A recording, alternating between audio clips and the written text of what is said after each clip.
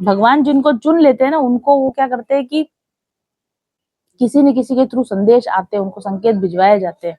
तो सौतेली की माँ के मुँह से उन्होंने कहलवा दिया भगवान ने कि तू परम प्रिय श्री नारायण की आराधना कर और उनकी कृपा से मेरे गर्भ में आकर जन्म ले। अब ये जो बात सांस लेकर ध्रुव को बोलती है कि बेटा उसने तेरे साथ जो किया वो किया, तू किसी के अमंगल की कामना मत कर। ये अच्छी बात बोली कि चलो ठीक है, तुम दूसरे की बैड का कोई अपना ऐसा बैड विश मत करो दूसरे को। जो मनुष्य दूसरों को दुख देता है उसे स्वयं ही उसका फल भोगना पड़ता है। भक्ति में लगने के बाद में वो न्यूरोनल पैटर्न धीरे-धीरे खत्म हो जाते हैं। जब पैटर्न पुराने पैटर्न टूट जाते हैं तो नए पैटर्न बनते हैं। नए पैटर्न क्या बनते हैं? श्रद्धा के पैटर्न, विश्वास के पैटर्न, शांति के पैटर्न, आनंद के पैटर्न। इसलिए ध्यान करते हैं, जप करते हैं, भक्ति करते हैं तो पूरा चिंतन ही बदल जाता है, पूरा विचार की दिशा ही बदल जाती है, पूरा ब्रेन केमिस्ट्री बदल जाती है, पूरा ब्रेन फिजियोलॉजी बदल जाती है। मतलब लिटरली बदल जाती है। पिता का सिंहासन मांगने के लिए आया, तो भगवान कह रहे हैं तेरा असली पिता तो मैं ही हूँ, हम सबका असली पिता मैं ही हूँ। अब तो तुझे भगवान उनका उत्तान का क्या सिंहासन मिलेगा, तुझे तो अब मेरा पद मिलेगा। तो भगवान ने उनको अपना वैकुंठ लोक ही दे दिया और उसका नाम ही चेंज कर दिया, नाम ही ध्रुव लोक कर दिया उसका। हरे कृष्णा। आज की कथा में आप सभी का स्वागत है। 3 स्कंद हम कथा के पूरे कर चुके हैं। चौथे स्कंद में आज प्रवेश करने वाले हैं। जो लोग ऑलरेडी इस कथा के साथ लंबे समय से जुड़े हुए हैं, आप सभी का बहुत-बहुत धन्यवाद इस लंबी यात्रा में मेरे साथ जुड़े रहने के लिए। और जो लोग पहली बार इस वीडियो पर आए हैं, इस कथा पर आए हैं, आपका बहुत-बहुत स्वागत करती हूँ। और आप पुराने एपिसोड 3 स्कंद तक की कथा को आप पहले मेरे चैनल पर लाइव टेलीकास्ट में भी और वीडियोस में भी जाकर देख सकते हैं।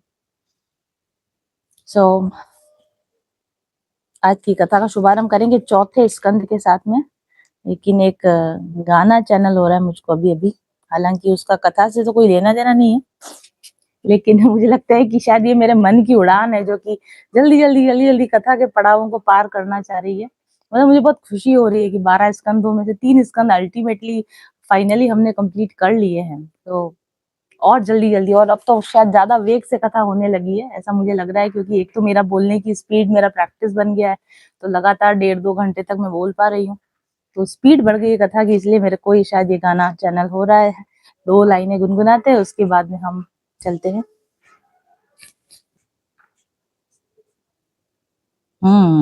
क्योंकि हमको जाना है जल्दी-जल्दी कृष्ण भगवान के पास में। ये सारी कथाएं पहले कंप्लीट कर लें और फिर हम जल्दी से पहुंच जाए 10वें स्कंद पर, और जहां हम मिलेंगे हमको हमारे कृष्ण मुरारी। इसीलिए शायद मेरे को ये गाना चैनल हो रहा है कि फटाफट जैसे स्कंद कंप्लीट होते जा रहे हैं, मेरा उत्साह बढ़ते जा रहा है।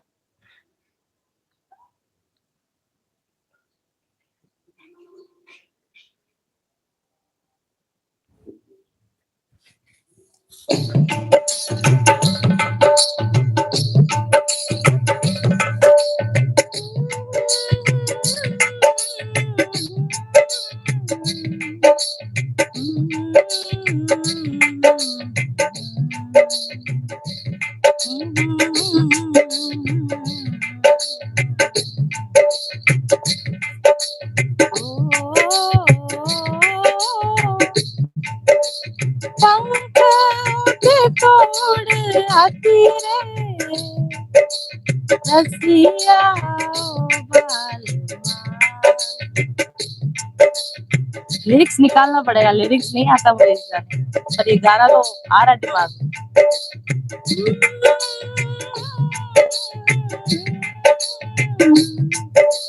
रसिया तुझे दिल का दाग दिखलाती,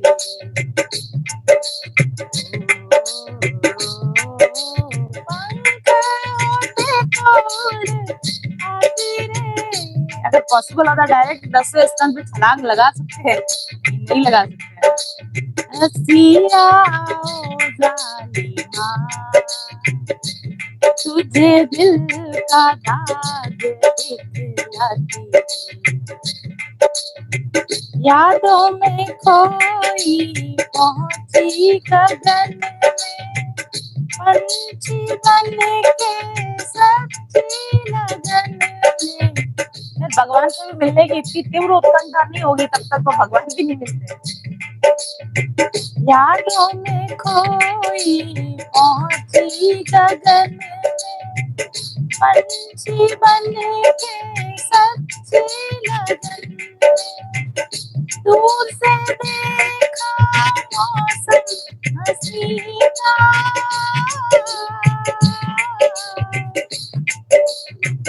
दूर से देखा मौसम हसी था, आने वाले तू ही नहीं था, रसिया ओ बालमा, तुझे दिल का दाग दिखला के,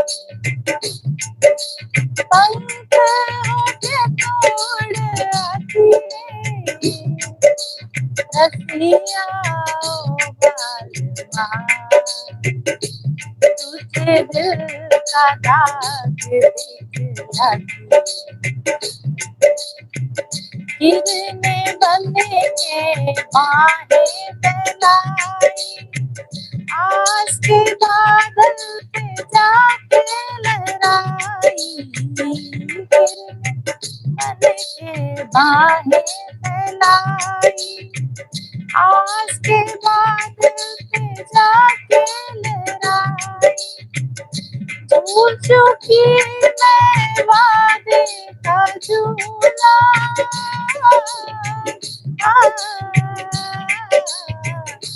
झूल चुकी मैं वादे का झूला, तू तो अपना वादा ही भूला, रसिया ओ बालमा, तुझे दिल का दाग दिखला के,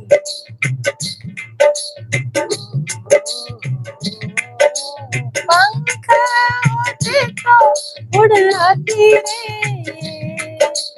रसिया ओ जालिमा, तुझे दिल का दाग दिखला के, तुझे दिल का दाग दिखला के, तुझे दिल का दाग दिखला के। कोई बात नहीं, पंख लग चुके हैं, देखो ढोल नगाड़े भी बजने लगे मेरे पीछे, कथा को भी पंख लग चुके हैं। तो हम स्टार्ट करते हैं आज की कथा, चतुर्थ स्कंद की कथा। जैसा कि आप जानते ही हैं, हम शत्रुपा जी और स्वयंभू मनु के वंश को लेकर आगे बढ़ते जा रहे हैं। उनकी 2 पुत्र और 3 पुत्रियों में से देवहूति जी की कथा हमने करी, और कल हमने उनकी एक और पुत्री प्रसूति जी और उनकी कथा, दक्ष प्रजापति, शिव जी और सती जी की कथा आपके सामने पेश करी। और उसके बाद में और एक और जो उनकी पुत्री हैं आकुति, उनके साथ में जिस तरीके से यज्ञ नारायण भगवान उत्पन्न हुए, दक्षिणा उनकी पत्नी उत्पन्न हुई, हमने उनकी भी चर्चा करी। तो तीनों कन्याओं की चर्चा को करने के बाद चतुर्थ स्कंद में आगे बढ़ते हुए आती है प्रियव्रत और उत्तानपाद जी की कथाएं। यहाँ पर उप्स, रीना मेरे पेपर्स उड़ गए।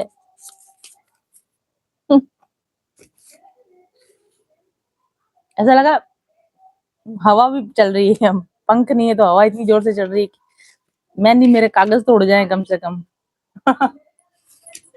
मैं नहीं उड़ी तो मेरे कागज उड़ गए, देखो। अच्छा हुआ भाई, ये इसके ऊपर रख दो। ठीक है।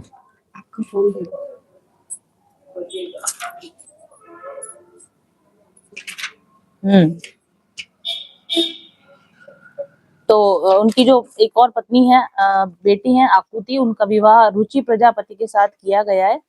और रुचि प्रजापति के साथ उनको यज्ञ नारायण भगवान और दक्षिणा जो लक्ष्मी जी का अवतार है उनकी उत्पत्ति हुई। और आगे बहुत सारी, मैंने आपको कल भी बताया था कि काफी सारा वर्णन है, लेकिन हम इसको नहीं करेंगे। उसके बाद आता है सती जी का स्कंद, सती जी के बारे में आपको बता ही चुकी हैं। और अब आती है आगे कथा, ध्रुव जी महाराज की कथा आती है। तो देवहूति जी के प्रकरण में हमने देखा कि वृद्धावस्था तो इंसान को एटलीस्ट कम से कम भगवान के चर्चा में, चिंतन में लगाना ही चाहिए। लेकिन अब ध्रुव जी की कथा हमको ये सिखाती है कि नहीं, बुढ़ापे की भी वेट नहीं करनी है। जितना जल्दी हो सके भगवान में जितना जल्दी लग जाएंगे उतना ही अधिक फायदा होने वाला है। कैसे होने वाला है, फायदा कैसे होने वाला है? क्योंकि फायदे की बात होती है तो हमें ज्यादा ठीक लगता है चीजों को सुनना।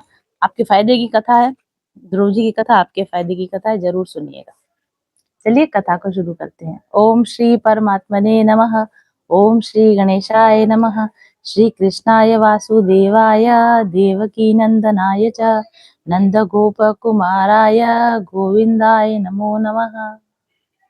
त्वमेव माता च पिता त्वमेव बन्धुश्च सखा त्वमेव विद्या द्रविणं त्वमेव सर्वं मम देव देव। हरे कृष्ण।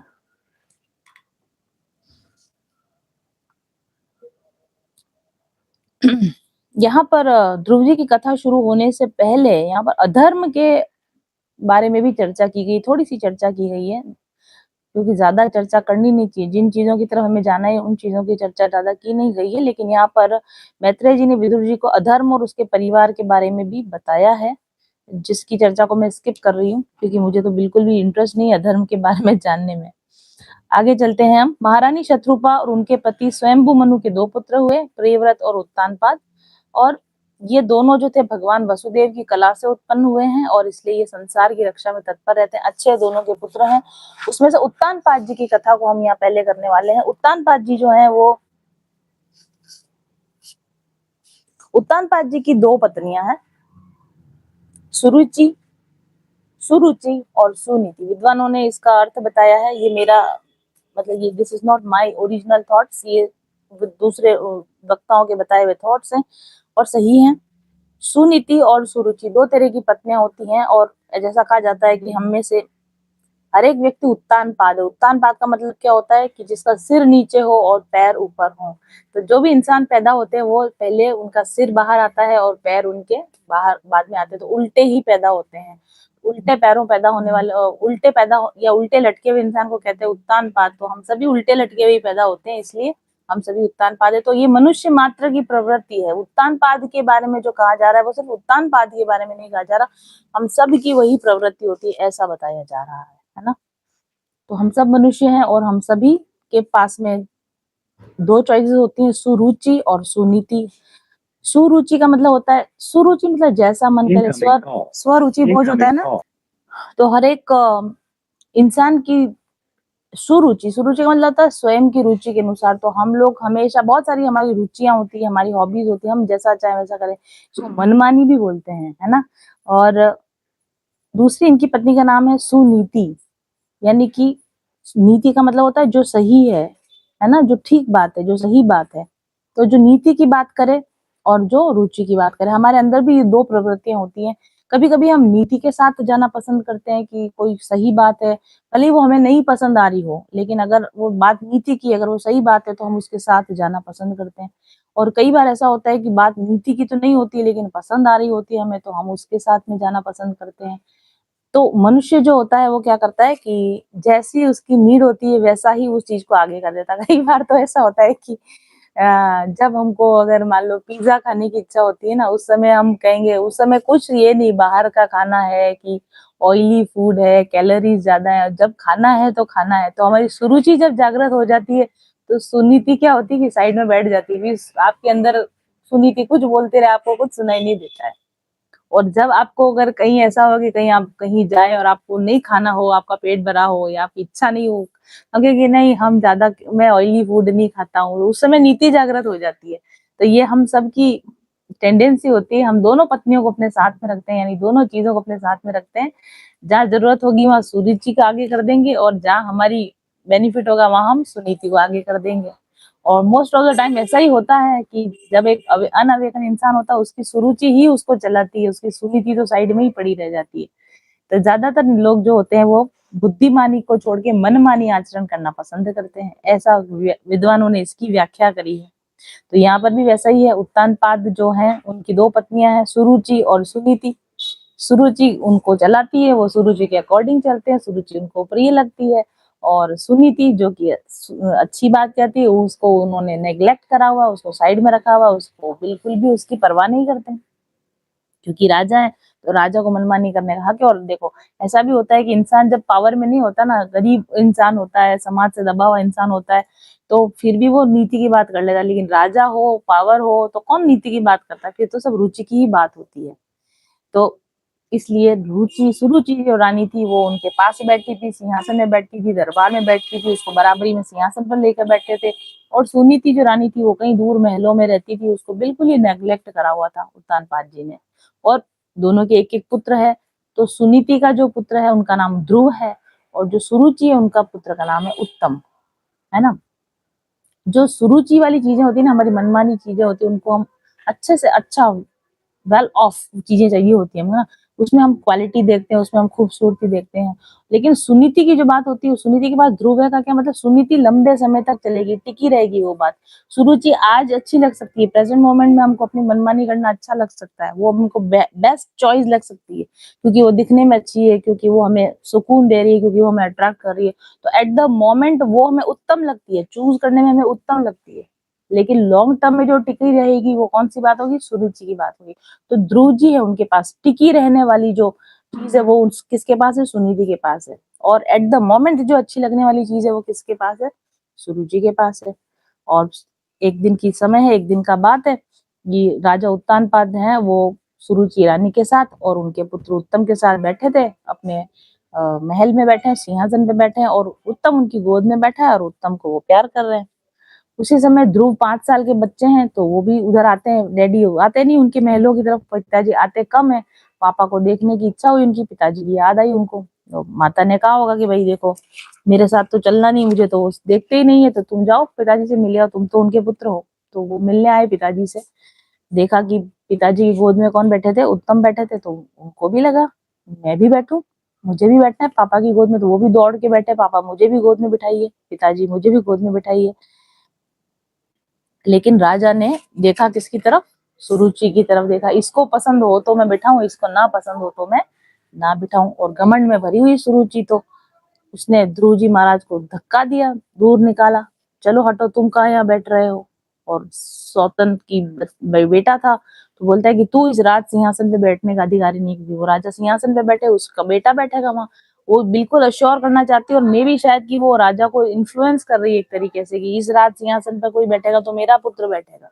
तो इनडायरेक्टली वो राजा को इन्फ्लुएंस करेगी, ध्रुव को बेटा मत लेना, मैं नाराज हो जाऊंगी, अभी इतना छोटा है तब भी नहीं बिठा सकते, तो बड़ा होने के बाद तो पॉसिबल ही नहीं है। तो वो राजा को क्या कर रही है, फीड कर रही है, राजा को डायरेक्ट कर रही है। और इसलिए वो क्या बोलती है कि ध्रुव तुम इस राज सिंहासन पर बैठने की बात गोद की नहीं हो रही, बात सिंहासन की हो रही है यहाँ पर। तो वो कहती है इस गोद में नहीं, इस राज सिंहासन पे तुम बैठने के अधिकारी नहीं हो, है ना। और तुम राजा के बेटे हो तो क्या हो गया, उत्तानपाद के तो बहुत पहले तो राजाओं के बहुत सारे बेटे होते हैं, हर कोई सब बेटे थोड़ी ना राज सिंहासन पे बैठ सकेंगे, जो मेरा बेटा होगा वही राज सिंहासन पे बैठेगा। इस तरह के उसने डायरेक्टली डायरेक्ट किया राजा को, और ध्रुव को हटा दिया। और उसको ये भी कहा कि अगर तेरे को ऐसा राज सिंहासन में बैठने की इच्छा है, ऐसी दुर्लभ वस्तु की अगर तुझे इच्छा है, तो अभी तू इस जिंदगी को त्याग दे, अगले जन्म में मेरी कोख से जन्म लेना, अगर मेरे गर्भ में आके जन्म लेगा तो ही तू इस राज सिंहासन में बैठ सकेगा। और देखो इतनी सारी बुरी बातें कही, लेकिन उसने एक बात बड़ी अच्छी कह दी, उसने एक बात ये कही कि यदि तुझे राज सिंहासन की इच्छा है तो तपस्या करके, डायरेक्ट तो सही किया उसने, चाहे कुछ भी हो किसी भी तरीके से किया, राज सिंहासन की इच्छा है तो तपस्या करके परम पुरुष श्री नारायण की आराधना कर।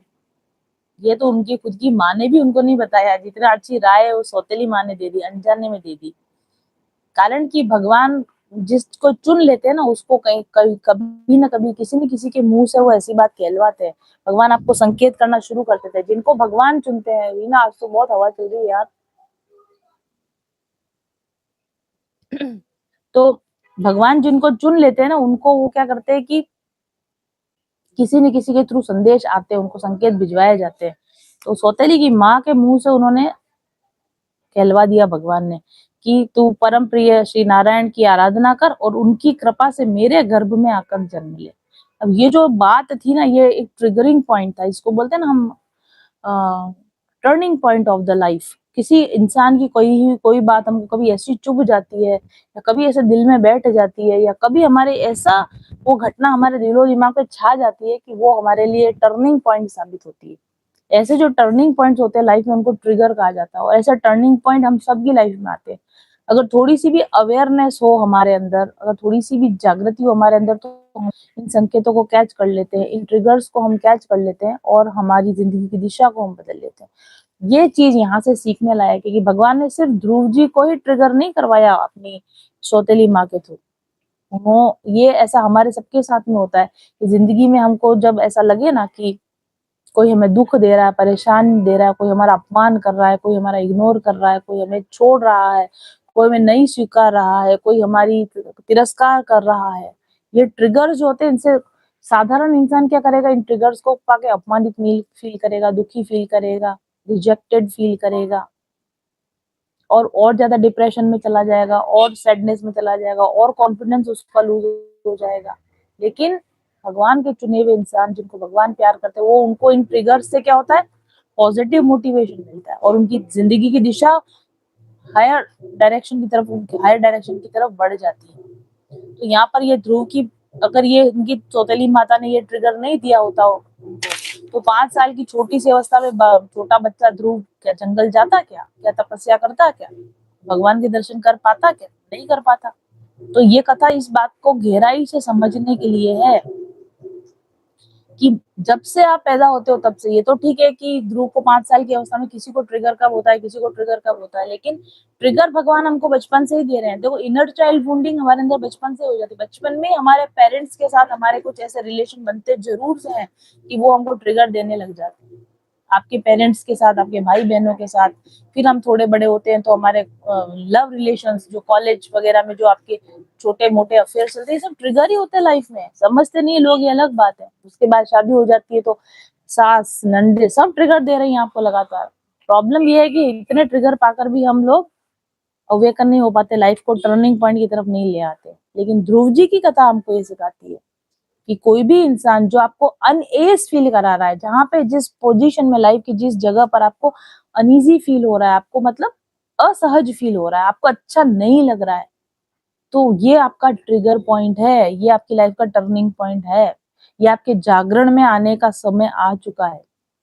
ऐसे दर्द को, ऐसे अपमान को ही साधना में कन्वर्ट कर लेना चाहिए। ऐसा दर्द जब हो, ऐसा अपमान जब हो, तब अपने अंदर से दृढ़ संकल्प उत्पन्न होना चाहिए, तभी वो ट्रिगर काम का। और अगर आप उस ट्रिगर पर वर्क नहीं करना शुरू करोगे तो कोई बात नहीं, मत करो। आपने एक ट्रिगर को अवॉइड कर दिया तो थोड़े दिन रुक जाओ, और ट्रिगर आएगा, और ट्रिगर आएगा, और बड़ा ट्रिगर आएगा, और बड़ा दुख आएगा, और बड़ा अपमान होगा, और बड़ा तिरस्कार होगा, और बड़ा रिजेक्शन मिलेगा। और फिर हमको ऐसा लगता है कि मेरी तो जिंदगी खराब है, मेरी तो किस्मत ही खराब है, भगवान मेरी तरफ देखते नहीं, भगवान तुम्हें भूल गए इसलिए नहीं, भगवान तुम्हें खुद को याद दिलाना चाह रहे इसलिए ट्रिगर आ रहे हैं। तुम्हारी लाइफ आसान क्यों नहीं है, तुम्हारी, हमारी, सबकी, हम सबकी लाइफ आसान क्यों नहीं है, हम सबकी लाइफ में सुख सुविधाएं क्यों नहीं आ रही, इसलिए ही नहीं आ रही क्योंकि हमको भगवान ने चुना है। भगवान हमसे मिलना चाहते हैं, इसलिए भगवान ने हमको चुना है। और क्योंकि हम भगवान से अभी मिलने को रेडी नहीं हो रहे, तो इसलिए वो वाइस वर्सा नहीं हो रहा। भगवान हमसे मिलना चाह रहे हैं और हम भगवान से नहीं मिलना चाह रहे, इसलिए भगवान क्या करे, बार बार ट्रिगर दे रहे हैं हमको। ये जीवन में कई बार अपमान आए, जब अस्वीकार करे, दुनिया आपको अस्वीकार करे, तो समझ जाओ कि जीवन आपको बड़े उद्देश्य की तरफ ले जाना चाहता है। जब कोई छोटी चीज आपको नहीं मिले ना, तो समझ जाओ भगवान आपको किसी और बड़ी चीज को देने की इच्छा कर रहा है। वो सिर्फ अपने पिताजी की गोदी में बैठना चाह रहा था, वो तो राज सिंहासन चाह भी नहीं रहा था। इतना छोटा बच्चा सिंहासन पे बैठने के लिए नहीं दौड़ रहा था, लेकिन वो सिंहासन तो छोड़ो, भगवान ने उसको वो गोदी को रिजेक्ट करा, उसने गोदी में नहीं बैठने दिया। छोटी चीज जो उसको नहीं दी, भगवान ने कितना बड़ा ध्रुवलोक का राज्य उनको दे दिया। वो सिंहासन तो मिला ही मिला, धरती का राज्य तो मिला ही मिला। और वो भी कैसे, 5 साल की सीट नहीं मिली, कोई 5 साल का इलेक्शन में जो नेताओं की सीट होती है वो 5 साल के लिए सीट मिलती है, लेकिन भगवान ने ध्रुव को सीट दी 36,000 साल के लिए। 36,000 साल तक तो उसने उस सिंहासन पर, जिसने वो बैठने का रिजेक्ट कर दिया करता, उस पर बैठा। उस पर बैठने के बाद ध्रुवलोक का राज्य दिया। तो कभी जब छोटी चीज ना मिले, जब छोटी फेलियर मिले, छोटी असफलता मिले, तो ये नहीं सोचना कि मैं शायद इसके लायक नहीं हूँ। आपको ये सोचना चाहिए शायद मैं इससे बहुत बड़े के लायक हूँ। कोई छोटी चीज हमको नहीं मिली, इसका मतलब मैं इसके नहीं, मैं इससे बहुत किसी बड़ी चीज के लायक हूँ, इसीलिए ये चीज मेरे को आज नहीं मिल पा रही। तो इस तरह के ट्रिगर्स हम सबकी लाइफ में आते हैं और हमको इन ट्रिगर्स को क्या करना चाहिए, बहुत ध्यान से देखना चाहिए। Got my point. तो जब क्या हुआ देखो, अब आगे क्या होता है, मैत्रेय जी फिर विदुर जी को आगे बताते हैं, जिस तरह से डंडे की चोट खाकर सांप फुफकार मारने लगता है, उसी प्रकार सौतेली माँ के कठोर वचनों से घायल होकर ध्रुव क्रोध के मारे लंबी लंबी सांसें ले लेगा। देखो रिएक्शन हुई, क्या रिएक्शन हुई कि गुस्से से चढ़ गया, क्रोध की तरफ फुफकारता वो ध्रुव कहाँ चला गया, अपनी माँ के पास गया। पिताजी तो कुछ बोले नहीं, पिताजी नहीं बोले तो गुस्से में फड़फड़ाता हुआ कहाँ गया, अपनी माताजी के पास गया। तो नॉर्मली हम भी तो यही करते हैं, जब हमको ट्रिगर मिलता है तो हमारा ध्यान इस पे थोड़ी होता है कि हाँ ट्रिगर मिल गया, ये मेरे बहुत अच्छे के लिए है, अब मेरा कुछ बड़ा होगा। हम में से कोई भी ऐसा नहीं करता है। और वही हम भी वही करते हैं जो ध्रुव जी ने किया, ट्रिगर मिलता है तो गुस्से से भर जाते हैं, फुफकारने लग जाते हैं। तो ध्रुव जी ने भी यही किया, क्योंकि हमारे पुराने संस्कार, हमारा रिएक्टिव माइंड, ये जो हमारा छोटा दिमाग है, हमारा जो सबकॉन्शियस माइंड है, इसमें यही तो पैटर्न फिट है कि ट्रिगर हो तो रिएक्ट करो, ट्रिगर हो तो परेशान करो, खुद को परेशान करो, स्ट्रेस लाओ, एंजाइटी लाओ, रो, परेशान हो, ब्लेम करो। हमारी ये पुरानी पैटर्निंग है, ये हमारे अंदर सेट, ये हमारे अंदर का सॉफ्टवेयर ऐसा ही सेट है हमारे अंदर, तो सॉफ्टवेयर की जगह हार्डवेयर हो चुका अभी हमारा। तो इसी हार्डवेयर के साथ में जब तक आप करते रहोगे कुछ नहीं होगा, लाइफ परिवर्तन नहीं होगी, ट्रिगर आते रहेंगे, आप और परेशान और परेशान और परेशान होते ही रहोगे। ठीक है, तो ध्रुव ने वही किया जो कि हम सब करते हैं, क्योंकि हमारा पैटर्न ही वही सेट है। वो भी गया माता जी के पास, रोता रोता माता जी के पास आया, उसके दोनों होठ फड़क रहे थे, इतना गुस्सा आ रहा था और सिसक सिसक कर रो रहा था। अपनी अपनी खुद की हालत याद कर लें आप, कि जब कहीं से ट्रिगर मिलता है तो कैसा रिएक्ट करते हैं हम। सॉरी।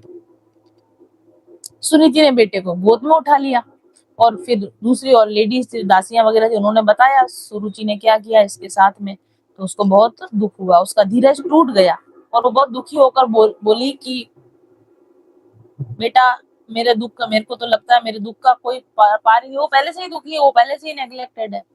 देखिए यहाँ पर एक बात यह है कि इनकी जो सुनीति है ना, भले अच्छी करती होगी पर ये भगवान की भक्ति नहीं करती, जो इनकी बातों से लगता है। क्योंकि अगर भगवान की भक्ति करने वाला इंसान को कोई रिजेक्ट कर देता हो तो वो मंगल मनाता है कि चलो एकांत मिला, अकेले में रहे, छुट्टी हुई, थोड़ी देर आराम से भजन करेंगे, उनकी माँ खुश मिलती है उनको। लेकिन वो खुश नहीं, वो ऑलरेडी दुखी बैठी, नेगेटिव माइंडसेट में माता जी उनकी खुद लो वाइब्रेशन में है। अब जो खुद लो वाइब्रेशन में है वो अपने बच्चे को थोड़ी ये सिखाएगी गुस्सा नहीं करते, बदला नहीं लेते, तो उनका बच्चा भी वैसा ही है। आज आज की बात बताती हूँ, आज सुबह की बात बताती हूँ। आज मेरे घर में सिर्फ मैं और मेरे सासू माँ है, मेरे हस्बैंड गए हैं टूर पर, मेरी बेटी भी कहीं गई और मेरे बेटा भी बाहर गया, बेटी भी अपने काम से बाहर गई। तो सुबह मेरे हमारी जो मेड है खाना बनाने आती है, तो वो आई, तो मेरे को, मैं अपना कुछ पढ़ रही थी, देख रही थी सुबह सुबह के टाइम, तो वो मुझे बोलती है कि बहुत अकेला अकेला लग रहा होगा आपको, घर में बहुत अकेला अकेला लग रहा होगा आपको मन लग रहा है कि नहीं लग रहा। मैं तो भूल ही गई कि मेरे घर में कोई है। क्यों? बोले अरे भाई साहब नहीं है, बच्चे नहीं। हाँ मेरे को पता ही नहीं, मेरे को याद ही नहीं, मैं रात को लेट तक पढ़ रही थी, सुबह उठ के पढ़ने लग गई थी। याद आएगी तो फोन कर लूंगी, बात कर लूंगी कि हाँ आपको कोई फर्क नहीं पड़ता ना, आपको लोग नहीं चाहिए घर में। ऐसा नहीं कि मुझे लोग नहीं चाहिए, लेकिन लोग ना हो तो उनकी वजह से मैं बिल्कुल ऐसे निढाल होके बैठ जाऊं, ऐसा कुछ भी नहीं है। घर में लोग होते हैं तो बहुत अच्छी बात है, अच्छी बात है, मोस्ट वेलकम। नहीं है तो नहीं है, अपने अपने काम से गए, मैं भी मेरा काम कर रही हूँ। तो जो लोग भगवान के भक्त हों, भगवान के शरणागत हों, या हील्ड पर्सनैलिटी जो होती हैं, जो अपने ऊपर वर्क कर चुके हैं, जो दूसरों की आउटर वैलिडेशन पर डिपेंड नहीं करते हैं, वो लोग को अगर कोई, उनको पता ही नहीं चलता है कि कोई उनको इग्नोर कर रहा है क्या, कि कोई उनको नहीं पूछ रहा है क्या, कि कोई उनकी वैल्यू नहीं कर रहा, उनको फर्क ही नहीं पड़ता है ऐसे लोगों को। लेकिन इनको यहाँ पे सुनीति को क्या फर्क पड़ रहा है, इसका मतलब ये खुद अपने आप में बहुत ही अनहील्ड पर्सनैलिटी है। तो वो बहुत रोती है यहाँ पर, ऐसा लिखा, मतलब मुझे देखकर अच्छा नहीं लगा, ये जिस तरीके से बोली मुझे लगा कि अरे इन लेडी को इनर वर्क की जरूरत है। तो वो बोलती है कि बहुत दुखी हुई, नेत्रों में आंसू भर लिए, वो बोलती है कि मेरा दुख पारावार का कहीं अंत नहीं दिखाई दे रहा है। और फिर गहरी सांस लेकर ध्रुव को बोलती है कि बेटा उसने तेरे साथ जो किया वो किया, तू किसी के अमंगल की कामना मत कर। ये अच्छी बात बोली कि चलो ठीक है, तुम दूसरे की बैड का कोई अपना ऐसे बैड विश मत करो दूसरे को। जो मनुष्य दूसरों को दुख देता है उसे स्वयं ही उसका फल भोगना पड़ता है ना। लेकिन ये बात थोड़ी ठीक नहीं है, हमको ऐसी बात बच्चों को नहीं सिखानी चाहिए कि वो उसका करा हुआ वो भुगतेगा। ये तो एक तरीका साइलेंट साइलेंट बदला है, आप डायरेक्टली बदला नहीं ले रहे, पर आप ऐसी विश तो कर ही रहे हो कि उनका बुरा हो जाए, तो ये भी नहीं करना चाहिए। तो सुरुचि ने और आगे वो कहती है, सुरुचि ने जो कहा वो ठीक ही है, क्योंकि महाराज को मुझे पत्नी तो क्या दासी स्वीकार करने में भी लग जाती। She is so much in that low confidence कि भाई कुछ भी हो, रानी तो मैं ही हूँ, राजकुमार की माँ तो हूँ, ऐसा कॉन्फिडेंस उनमें कहीं झलकता दिखता नहीं है हमको। और आगे वो बोलती हैं कि तूने मुझ मंद भागिनी के गर्भ से जन्म लिया है। सो सेल्फ पिटी है, सेल्फ पिटी के अंदर है ये लेडी, बहुत नेगेटिव एनर्जी में है। और तू मेरे ही दूध से पला है। तो तेरी सौतेली माँ ने बात तो बिल्कुल ठीक कही है कि अगर तू राज सिंहासन पर बैठना चाहता है, लेकिन उन्होंने एक बात कही इसको, और जो कि इनको खुद भी करना चाहिए था, और मुझे लगता है इन्होंने बाद में जरूर किया होगा। जब ध्रुव तपस्या से लौट कर आ गए होंगे, जब भगवान के दर्शन करके आ गए होंगे ना, तब ध्रुव ने अपनी माता जी को कहा होगा कि बैठे बैठे अपने भाग्य को मत कोसा करो माता, भगवान का भजन करो, भगवान का ध्यान करो। फिर मुझे लगता है इनकी माता जी सही लाइन पे लग गई होंगी, क्योंकि फिर बाद में जब ध्रुव भगवान ध्रुव लोक गए तो वो अपनी माँ के सहित गए। उनकी माता जी भी सशरीर ध्रुव लोक को गई, तो सशरीर ध्रुव लोक को गई मतलब खुद पे वर्क बाद में उन्होंने जरूर से किया होगा। तो सुरुचि ने कहा कि देखो तुम्हारे सौतेली माँ ने तो बिल्कुल ठीक कहा, एक काम करो, श्री अधोक्षज भगवान के चरण कमलों की आराधना में लग जाओ। ये बात उन्होंने सही कह दी कि आप क्या करो, आप भगवान की आराधना में लग जाओ। उन पर इनको ये नहीं पता था कि भगवान की आराधना में ये बच्चा तो ऐसा लगेगा कि घर छोड़ के ही चला जाएगा, उनको ऐसा नहीं पता था। तो उन्होंने अच्छी सलाह दी, ठीक है तुम भी भगवान की आराधना में लगो। ये भी हो सकता है वो खुद भी थोड़े दिनों से भगवान की आराधना में लग गई होंगी, इसीलिए ये टर्निंग पॉइंट आया। क्योंकि जब आप थोड़ा थोड़ा अपने ऊपर इनर वर्क करने लग जाते हो ना, तो ऑटोमेटिकली ऐसे ट्रिगर्स आपकी तरफ आने लग जाते हैं कि सब चीजें आपके लिए जल्दी जल्दी चेंज होने लग जाती है। तो मुझे ऐसा लगता है कि ये लेडी ने थोड़े दिन पहले ही भगवान की आराधना ऑलरेडी शुरू कर दिया होगा, भगवान से प्रेयर करना शुरू कर दिया होगा कि भगवान मैं कब तक दुखी रहूंगी, इसीलिए ये सारी चीजें इनकी लाइफ में इस तरीके से हुई। आगे वो कहती है, देखो वो क्या कहती हैं कि तुम्हारे परदादा श्री ब्रह्मा जी, परदादा ब्रह्मा जी के दादाजी स्वयंभू मनु और स्वयंभू मनु के पिता ब्रह्मा जी हैं। तो कहते हैं कि परदादा जी ने भी जो इतना श्रेष्ठ पद प्राप्त किया है वो भगवान की आराधना से ही किया है। और तुम्हारे दादा जो इतने बड़े बड़े यज्ञ करते हैं, इतने बड़े तुम्हारे दादा इतने बड़े राजा हैं, तो वो भी क्या है, भगवान के बहुत बड़े भक्त ही हैं। और भगवान के भक्त होने की वजह से उनको अलौकिक सुख की प्राप्ति होती है ना। बड़े पद की प्राप्ति किससे होती है, भगवान की आराधना करने से होती है। अलौकिक सुखों की प्राप्ति किससे होती है, भगवान की आराधना करने से होती है। राज्य, सिंहासन, शक्ति, बल, धन किससे मिलता है, यश भगवान की आराधना करने से मिलता है। तो तुम इन बड़े लोगों को देख लो, इनको इतना इतना अच्छा सब कुछ कैसे मिला है, भगवान की आराधना करने से ही मिला है। तो एक काम करो, तुम भी अब श्री हरि की आराधना करो, है ना। तो अब ध्रुव जो थे, क्योंकि पास्ट लाइफ से ही ध्रुव क्या है कि भक्त रहे ही होंगे। 5 साल की एज के अंदर अगर उनको ये ट्रिगर हो गया और पता चल गया, तो वो साधारण आत्मा तो रही नहीं होगी, वो पास्ट लाइफ से क्या रही है, ध्रुव कोई ना कोई बहुत ही भक्त आत्मा रही है। तो जैसे ही उनको ये अगेन दूसरा trigger, this was the second trigger, है ना। सेकंड ट्रिगर उनको क्या मिला कि माताजी ने कह दिया आराधना में लग जा। और वो भी कैसे कहा कि देखो उन्होंने किया तो मिला, उन्होंने किया, एग्जाम्पल दिया, तो एकदम दिमाग उनका जो था, दृढ़ निश्चय उनका हो गया कि बिल्कुल अब तो मैं भगवान को प्राप्त करके ही रहूंगा। तो 5 साल का बच्चा है, लेकिन संकल्प उसने ऐसा लिया। संकल्प शक्ति हो जाए आदमी के अंदर अच्छी, तो उम्र कोई भी मायने नहीं रखती है।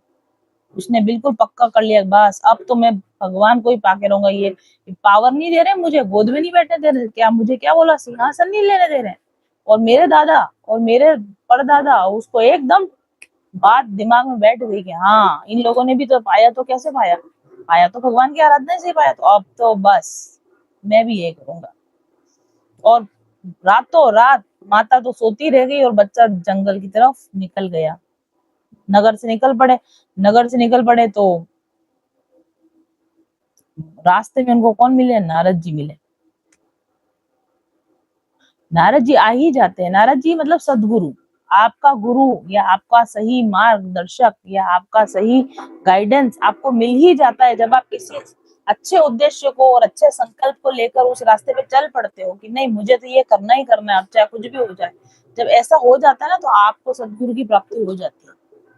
गुरु प्रकट हो गए। ध्रुव जंगल में गुरु जा रहा था, लेकिन वो गुरु को नहीं ढूंढने जा रहा था, तो देवर्षि नारद उस समय प्रकट हो गए उनके सामने। ये गहरा आध्यात्मिक नियम है ही। साधक जब तैयार हो जाता है, भक्त जब तैयार हो जाता है, तो भगवान के आने से पहले गुरु आते हैं। हमेशा देखना, आपके भगवान के दर्शन होंगे तो उसके पहले कोई ना कोई गुरु प्रकट हुआ, सती के सामने हुआ, सबके सामने होते हैं, ऐसा ही हुआ है।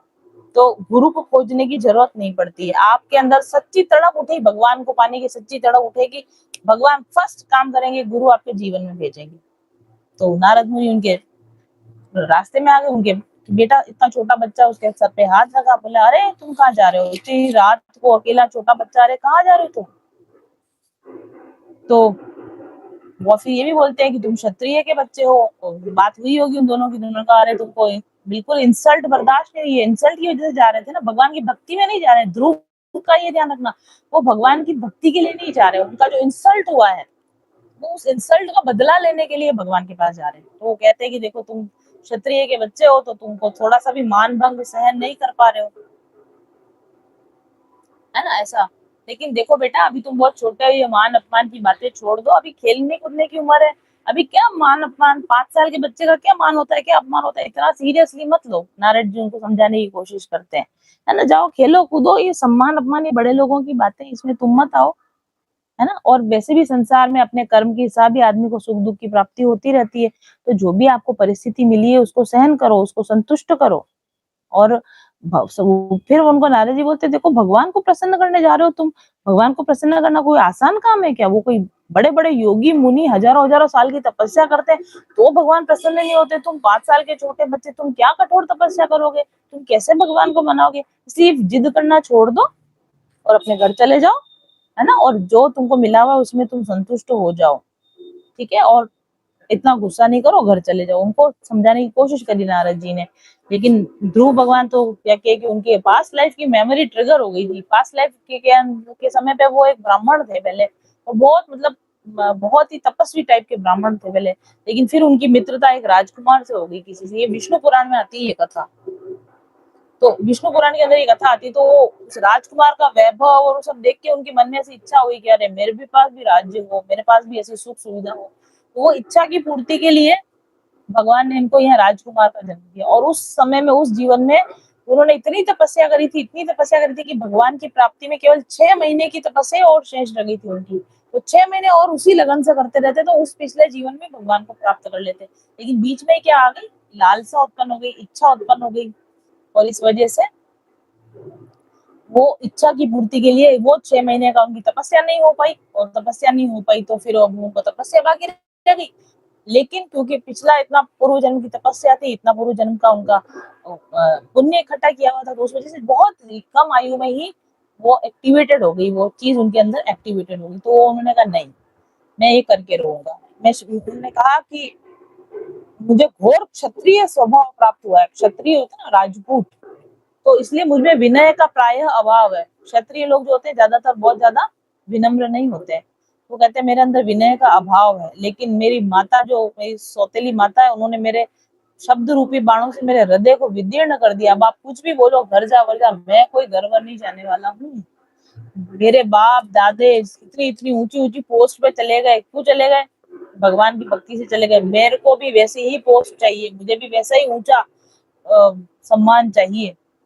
अब तो मेरे क्या बात मेरे सेल्फ रिस्पेक्ट पे आ गई है, ऐसा उन्होंने बोला। तो जब नारद जी को पता चल गया कि अब ये बाय हुक और बाय क्रुक ये जाने ही वाला है और ये भक्ति करने ही वाला है, तब फिर नारद जी ने उनको बोला कि देखो, अब मैं तुम्हें, अगर तुम जा ही रहे हो, तपस्या कर ही रहे हो, भगवान को पाना ही है, तो मैं जो बोलूं वैसा करो। तो नारद जी ने उनको बोला कि देखो बेटा, तुम्हारी माता जी सुनीति ने जो कहा है ना कि भगवान की भक्ति करो, तो बात तो ये बिल्कुल सही है। तुम भगवान का चित्त लगाकर उन्हीं का भजन करो। और फिर आगे उन्होंने क्या कहा, अब तुम्हें तपस्या करनी है तो कहाँ जाओ, यमुना जी के तट पर मधुबन में जाओ। अब ये जो महाराज, ये जो पैदा हुए ना, ये बिठूर बिठूर जिले में पैदा, कानपुर के पास है बिठूर, वहां पर ध्रुव जी का उत्पत्ति है, यहाँ पर वो पैदा हुए हैं। लेकिन इनको कहाँ भेज रहे हैं वो, कि अब यमुना जी के तट पर जाओ। और यमुना जी के तट पर कहाँ जाओ, मधुबन में जाओ। मधुबन में ये 12 वन जो है ना, वृंदावन के ब्रज क्षेत्र के 12 वनों में से पहले नंबर का वन आता है मधुबन। और वहां पर मधुबन में राधिका नाचे रे, ये वो वाला मधुबन है। तो मधुबन में जाओ, क्योंकि वहां श्री हरि का नित्य वास होता है, वहां राधा रानी और श्री हरि रोज नित्य वास करते हैं। तो तुम कहाँ जाओ, उस यमुना जी के तट पे जाओ, वहां मथुरा के पास में है, अभी भी ये स्थान है मधुबन, यहाँ पर जाओ। आज भी वहां पर ध्रुव टीला है मधुबन में, और ध्रुव टीला है, ध्रुव नारायण का मंदिर है वहां पर, काफी अच्छा पुण्य क्षेत्र बना हुआ है अभी भी, जहाँ पर ध्रुव जी ने जहाँ तपस्या करी वो पुण्य क्षेत्र कहलाता। वहाँ ध्रुव नारायण भगवान के मंदिर है, दो तीन मंदिर है वहां पर। और ध्रुव सरोवर काफी सारा अच्छा डेवलप किया हुआ है। ध्रुव टीले की लोग परिक्रमा भी लगाते हैं। आप भी कभी वृंदावन मथुरा जाए तो आप उस स्थान पर आप जा सकते हैं। तो उन्होंने कहा कि तुम उस पवित्र मधुबन में आप जाओ, और वहां पर श्री कालिंदी जी का निर्मल जल है, पानी है ये पास में, तीनों समय स्नान करना, तीनों समय भगवान की तीन त्रिकाल संध्या करना, पूरी सिस्टम से बताया उनको कि तीनों समय स्नान करना, नित्य कर्म से निवृत्त होकर यथाविधि आसन बिछाकर स्थिर भाव से बैठना, फिर क्या करना, प्राणायाम करना, प्राणायाम करने के बाद भगवान का ध्यान करना। देखो उनको सेम विधि बताइए, अगेन वही विधि रिपीट हो रही है कि भगवान के श्री विग्रह का ध्यान करना है। इसमें फिर से मैं एक बार वर्णन करूंगी। भगवान के नेत्र और मुख निरंतर प्रसन्न होते हैं। भगवान का स्माइलिंग फेस को याद करो, और वो उनकी नासिका, भौहें, कपोल बड़े सुंदर हैं, वो बड़े सुंदर भगवान है, ऐसे उनको याद करो। उनकी तरुण अवस्था है, उनके अंग बहुत सुडोल है, उनके लाल लाल होठ हैं, बड़े बड़े कमल के समान उनके नेत्र हैं, है ना, ऐसे उनको याद करो। उनके वक्ष स्थल पर श्रीवत्स का चिन्ह है, और उनके गले में सुंदर वनमाला धारण की हुई है। उनकी 4 भुजाएं हैं, शंख चक्र गदा और पद्म है, और उन्होंने विभिन्न प्रकार के आभूषण धारण कर रखे हैं, किरीट, कुंडल, केयूर, कंकण आदि विभूषित कर रखे हैं, गले में कौस्तुभ मणि पहन रखी है, शरीर पर रेशमी पीताम्बर है, और कमर के अंदर करधनी डाल रखी है, पैरों में नूपुर पहन रखे हैं। ऐसा भगवान का सुंदर, दर्शनीय, शांत और नयनों का आनंदित करने वाला जो स्वरूप होता है, तो मन लगाओ उस स्वरूप के अंदर, चित्त लगाओ। फिर आगे वो बोलते हैं कि जो लोग इस प्रकार से प्रभु का मानस पूजन करते हैं, उनके अंतःकरण में वह भगवान स्वयं विराजमान आके हो जाते हैं। आप लगातार लगातार किसी चीज का ध्यान करते रहोगे तो वो चीज आपकी लाइफ में मैनिफेस्ट हो जाएगी। ये पावर ऑफ विजुअलाइजेशन, ये पावर ऑफ विजुअलाइजेशन की बात हम आज करते हैं, law of attraction, manifestation, power of visualisation की बात जो हम करते हैं, वो बात यहाँ पर नारद मुनि इनको समझा रहे हैं। और बार बार ये जो भगवान के विग्रह की ध्यान करो, विग्रह का ध्यान करो, क्या है, this is power of visualisation. क्योंकि आप जिस चीज को, जिस स्वरूप को लगातार ध्यान करते रहोगे, बार बार आप मन से, चित्त में उस छवि को बिठा लोगे, एक दिन ऐसा आएगा कि वही आपकी रियलिटी बन जाएगी, वही आपकी वास्तविकता बन जाएगी। इसी को तो आज की भाषा में हम मैनिफेस्टेशन बोलते हैं, विजुअलाइजेशन बोलते हैं। वही टेक्निक से भगवान, उसी टेक्निक से लोग कार मैनिफेस्ट कर रहे हैं, बंगले मैनिफेस्ट कर रहे हैं ना। आप यूट्यूब पे देखना कि ये हमने लिस्ट बनाई, ये कार, ये घर, ये मुझे सब मिल गया, क्योंकि मैं इसको विजुअलाइज करती रही, एफर्मेशन देती रही। तो यहाँ पर ये जो भी तपस्या करने वाले लोग हैं, वो भी वही सेम टेक्निक का यूज कर रहे हैं, मैनिफेस्टेशन ही कर रहे हैं, भगवान का भी मैनिफेस्टेशन ही कर रहे हैं विजुअलाइजेशन टेक्निक के द्वारा। आप विजुअलाइज करते रहोगे भगवान को, तो एक दिन वो छवि जो होगी, उसी छवि के भगवान आपके सामने प्रकट हो जाएंगे। और फिर उसने उनको क्या दिया, ओम नमो भगवते वासुदेवा, मंत्र क्या, एफर्मेशन ही तो है। ओम नमो भगवते वासुदेवाय, मैं भगवान वासुदेवाय को नमन करता हूँ, मैं भगवान वासुदेवाय को नमन करता हूँ। तो एक दिन ऐसा होगा कि भगवान वासुदेवाय स्वयं आपके आगे आ जाएंगे और आपको उनको नमन करना पड़ेगा। तो एफर्मेशन, मंत्र क्या है, पॉजिटिव एफर्मेशन है। और ये जो भगवान के ऊपर चित्त लगाना, ये क्या है, विजुअलाइजेशन है। एफर्मेशन और विजुअलाइजेशन, एफर्मेशन और विजुअलाइजेशन, इसकी लगातार प्रैक्टिस आप करते रहोगे एकाग्र चित्त के साथ, लंबे समय के साथ, वो चीज आपके मैनिफेस्ट हो जाएगी। चाहे वो आपके कोई भी हो, वो भगवान हो या कोई इंसान हो या कोई धन हो, पद हो, प्रतिष्ठा हो, जो चाहिए मैनिफेस्टेशन होता है। ऐसा हमारे शास्त्रों के अंदर भी लिखा हुआ है, ठीक है। और उनको बोल दिया तुम ओम नमो भगवते वासुदेवाय का आप जाप करना। और साथ में उनको क्या बोला, हो सके तो भगवान की पूजन भी करते रहना चाहिए। जैसे आप फ्री हो, मंत्र जाप से फ्री हो, तो आप भगवान का जल से, पुष्पमाला से, जंगली फल जो भी तुम्हें मिले वहां सामग्री, उससे क्या करो, भगवान की क्या करो, तुम तुलसी वगैरह के साथ भगवान की पूजन भी करते रहो। भगवान का विग्रह हो सामने तो विग्रह की पूजन करो, और अगर विग्रह नहीं है तो किसी भी शिला को, किसी भी मूर्ति को रखो, पत्थर को रखो, मानो ये भगवान है, और उसकी पूजा करो। ऐसा करते ही है ना, हमारे यहाँ पे भी सिस्टम है ये। और अगर वो भी ना मिले तो जल के अंदर और भूमि के अंदर ही कर दो, जमीन पर ही डाल दो, जल के अंदर ही डाल दो, सामग्री यही भगवान है, ऐसा करके तुमको क्या करना चाहिए, भगवान की पूजन अर्चन करनी चाहिए। और इस प्रकार से अगर तुम भजन करोगे, पूजन करोगे, विजुअलाइज करोगे और क्या करोगे, मंत्र का जाप करोगे, तो भगवान बहुत ही जल्दी तुम्हारे ऊपर प्रसन्न हो जाएंगे। ठीक है, अब ऐसा इनको नारद जी ने बोला और ध्रुव जी चले गए किधर, मधुबन की तरफ चले गए। और नारद जी सीधा दौड़ के किधर थे, उत्तानपाद के पास, क्योंकि नारद जी क्या है, हमारे बीबीसी रिपोर्टर हैं। तो वो गए सीधे से करंट एनर्जी बताने के लिए, नारद जी गए उत्तानपाद के पास। उत्तानपाद के पास जाके बोले, अरे राजा, इतना छोटा सा मुंह करके ऐसा दुखी उदास हो गए क्यों बैठे हो, तुम्हारे सुख समृद्धि में कोई कमी पड़ गई क्या, तुम्हारे आराम में कहीं खलल पड़ गई क्या, कि तुम इतने विचार में क्यों बैठे हो, तुम्हारे काम धर्म में काम में कहीं कमी तो नहीं आ गई तुम्हारे, जाके ताना मारा है ना उनको। ये नारद जी ऐसे ही करते हैं, ये भी एक तरह का ट्रिगर है, नारद जी भी आके ट्रिगर करते हैं। तो राजा ने बोला कि अब राजा को अपनी गलती का एहसास हो रहा है। राजा बोला, अरे यार, लेडीज की बातों में आ गया मैं, और 5 साल का बच्चा, मेरा छोटा सा बच्चा, और कहाँ पता नहीं निकल गया है, माता के कहने से निकल गया, मैं कहाँ इनकी बातों में आ गया, छोटा सा बच्चा है, कहाँ तो वो रास्ते में गया कि कहीं खा गया कि कहीं जंगली जानवर खा गए, मिल ही नहीं रहा है, बच्चे को खूब ढूंढवाया उन्होंने, नहीं मिल रहा, बच्चा नहीं मिल रहा। मैं कैसा स्त्री का गुलाम हूँ, मैं कैसा कुटिल हूँ, बच्चा तो खाली प्रेम से मेरी गोद में ही चढ़ना चाह रहा था, मैं इतना दुष्ट हूँ, मैं इसकी छोटी सी इच्छा भी पूरा नहीं कर सका। तो काफी वो पश्चाताप कर रहे हैं। जब वो पश्चाताप करे तो फिर नारद जी ने उनको बोला कि राजा, आप बच्चे की चिंता मत करो, बच्चे को हमने काम पे लगा दिया है।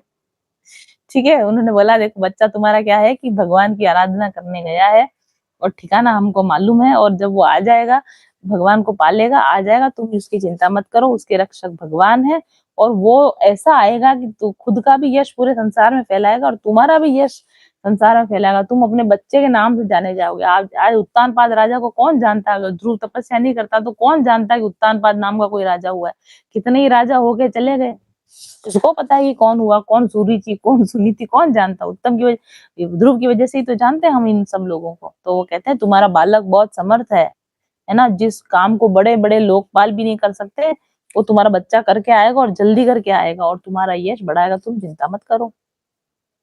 तो फिर राजा उत्तानपाद उस समय से अब राजपाट की तरफ से बिल्कुल उदासीन हो गए, एक तरह से उनकी भी क्या हो गई, अवेकनिंग हो गई, वो भी काफी नेग्लिजेंस में जी रहे थे, काफी इग्नोरेंस में जी रहे हैं, स्त्री के साथ में अपनी रुचि के साथ जी रहे हैं, तो उनकी भी क्या हो गई, एकदम से अवेकनिंग हो गई। ऐसा ही होता है कि जब एक इंसान की अवेकनिंग होती है तो उसके आसपास के लोग भी धीरे धीरे बदलना शुरू कर देते हैं। तो इधर ध्रुव जी की जैसे से भक्ति साधना बढ़ती जा रही है, इधर उनकी फैमिली के अंदर उनके जो मैटर्स है वो सॉल्व होते जा रहे हैं। और देखो हमारे लाइफ में भी ऐसा होता है कि जब हम किसी साधना में लग जाते हैं ना, किसी भक्ति में लग जाते हैं, साधना में लग जाते हैं, तो क्या होता है, हमारा प्रारब्ध गलना शुरू हो जाता है, हमारे जो कार्मिक अकाउंट्स होते हैं, हमारे कार्मिक अकाउंट्स रिजॉल्व होना शुरू हो जाते हैं। और जब कार्मिक अकाउंट्स रिजॉल्व होना शुरू हो जाते हैं, तो हमारे दूसरे लोगों के साथ जो वैर है, वैर भावनाएं हैं, गलत फहमियां हैं, धीरे धीरे वो क्या होती है, दूर होना शुरू हो जाती है। अब उत्तानपाद जो राजा था, उसकी प्रवृत्तियां चेंज होने लगी। उसकी प्रवृत्तियां क्यों चेंज होने लगी, क्योंकि ध्रुव का और उत्तानपाद का आपस में कार्मिक अकाउंट है, जिसकी वजह से प्रारब्ध कर्म है, ध्रुव का अपना प्रारब्ध कर्म है, जिसकी वजह से उनको पिता का प्यार नहीं मिल पा रहा है, जिसकी वजह से उनको अबैंडनमेंट इश्यूज हो रहे हैं। ध्रुव को क्या है, अबैंडनमेंट इशू तो है, पिता ने छोड़ दिया तो अबैंडनमेंट इशू है। और उत्तानपाद की क्या प्रॉब्लम है, उसका मन अस्थिर रहता है, कभी वो सुरुचि की तरफ जाता है, कभी वो सुनीति की तरफ जाता है, इसलिए दोनों के बच्चे हो रहे हैं।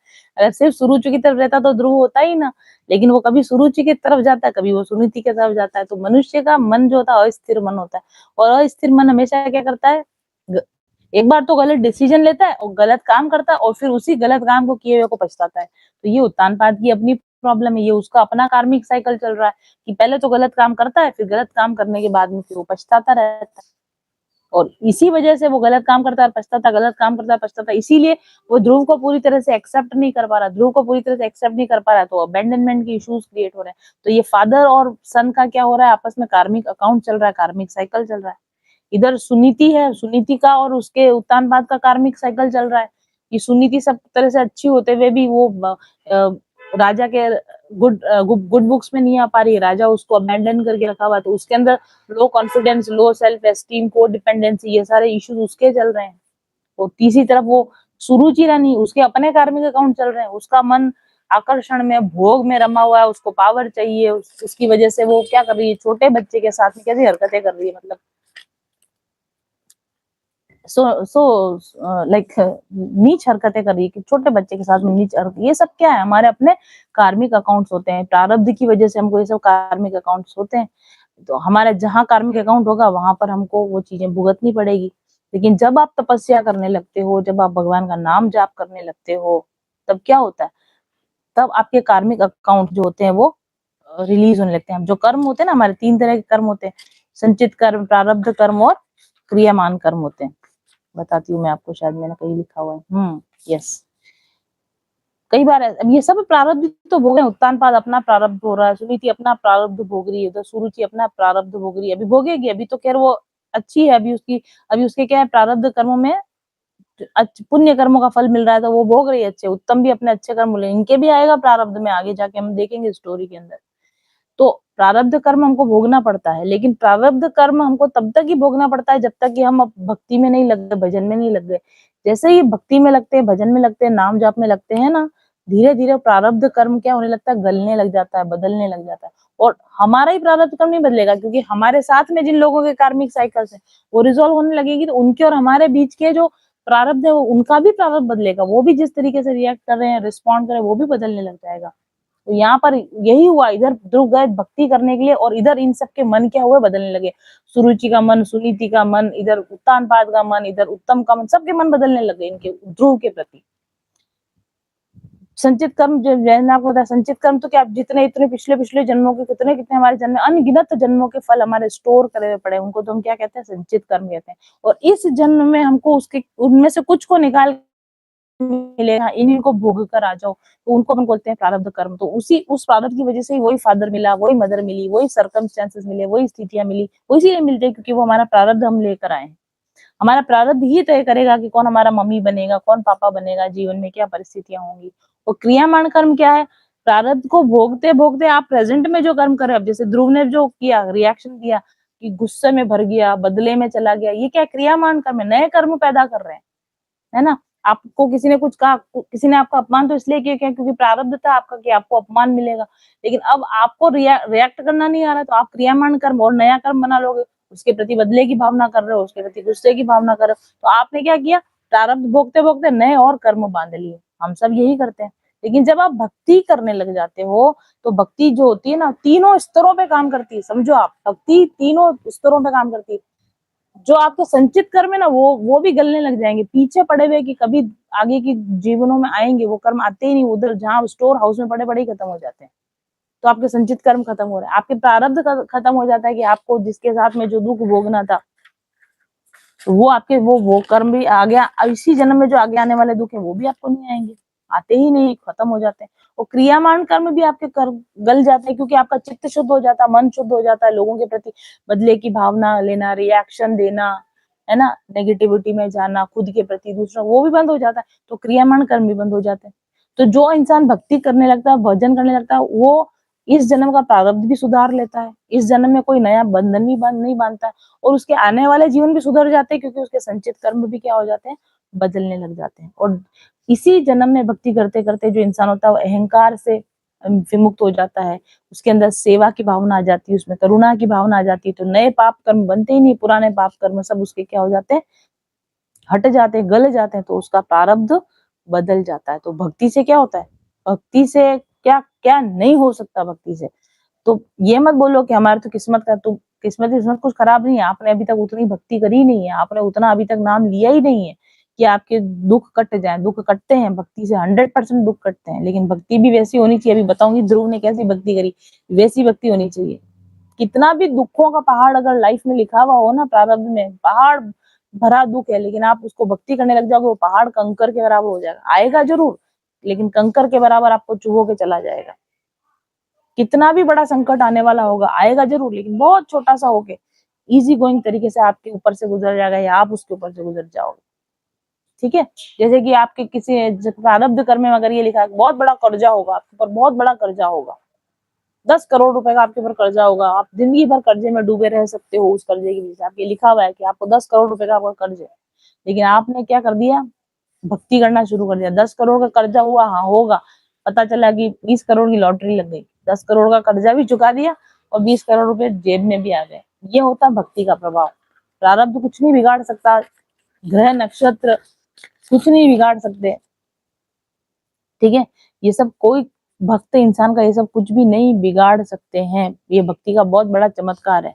भक्ति प्रारब्ध को बिल्कुल हल्का कर देती है, सहन करने लायक कर देती है, और जो संचित कर्म है उनको भी खत्म कर देती है, और अपने मन को इतना बदल देती है, इतना शुद्ध कर देती है, क्रियामान कर्म भी खत्म हो जाता है सब तरीके से। ध्रुव इधर जैसे भक्ति करने लगते इधर उनका प्रारब्ध गलने लग जाता है, और जैसे ही प्रारब्ध गलने लग जाता है उनके पापा का हार्ट चेंज हो गया कि यार ये गलती कर दी, मेरे को ऐसा नहीं करना चाहिए। उनकी जो सौतेली माँ थी उनका दिमाग खराब हो गया कि मेरी वजह से छोटा बच्चा, गिल्ट में आ गई वो, मेरी वजह से छोटा बच्चा परेशान हो गया। उत्तम उत्तम जो उनका भाई था उनको लगा कि मेरा भाई पता नहीं कहाँ होगा। सब की जिंदगी में क्या हो गया, चेंजेस आने शुरू हो गए। और इधर वो क्या कर रहे हैं, भगवान अपने ध्रुव महाराज क्या कर रहे हैं, भक्ति कर रहे हैं।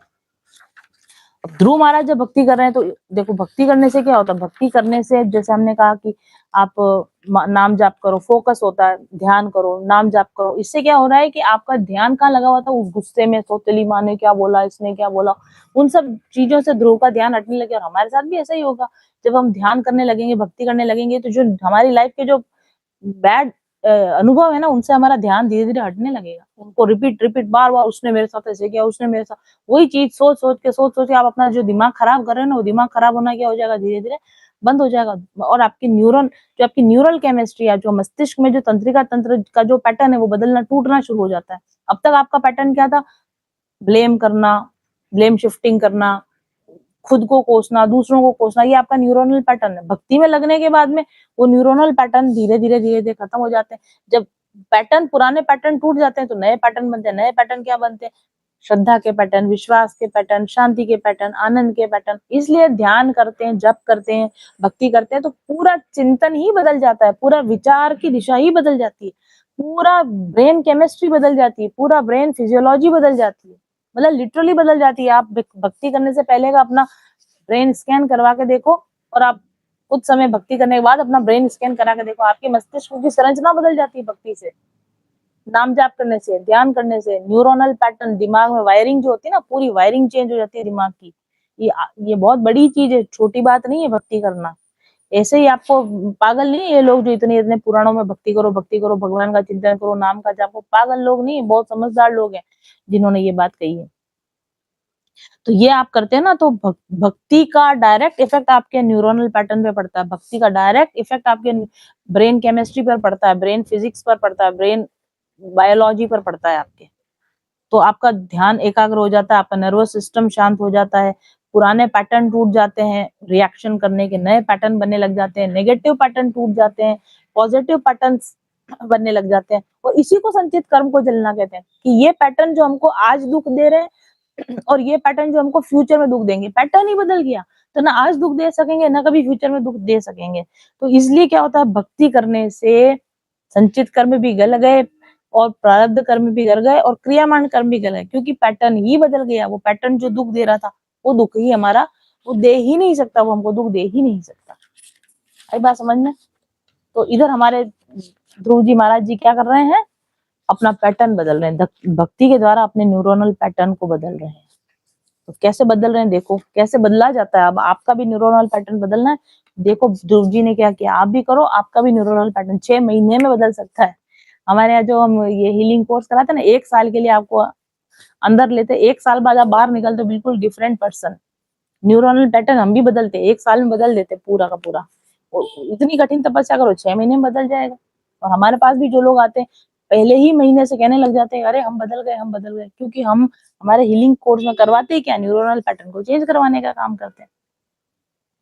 तो ये ध्रुव जी पहुंचे मधुबन में, मधुबन पहुंच के यमुना जी में स्नान करा और उस रात पवित्रता पूर्वक उपवास करके और भगवान नारायण की उपासना आरंभ कर दी। अब इन्होंने देखो, इनका उपासना का पैटर्न देखना आप, and you can follow also, अगर आपका शरीर साथ दे तो, ठीक है, ओनली मेरे कहने से नहीं।